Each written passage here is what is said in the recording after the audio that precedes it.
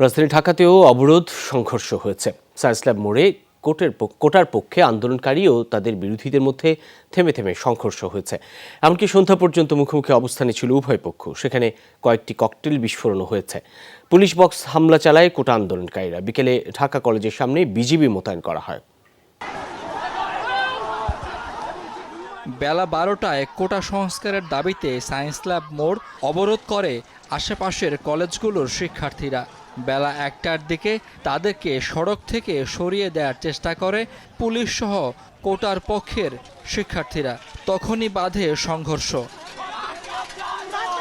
সব পক্ষই সড়কে অবস্থান নেয়।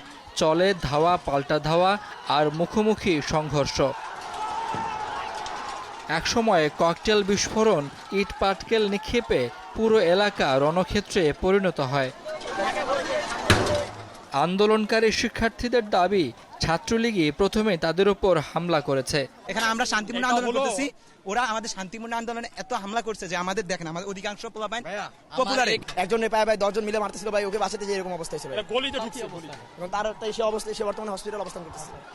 যদিও ছাত্রলীগ বলছে আন্দোলনকারীদের হামলার জবাবে সড়কে নেমে আসে তারা।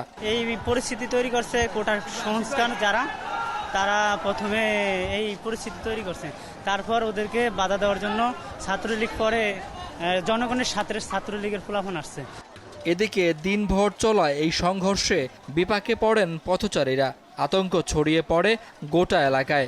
পরিস্থিতি তো খুবই খারাপ দেখতে আছি, এটাই মারামারি করতে আছে, পাল্টা ধাওয়া চলতেছে।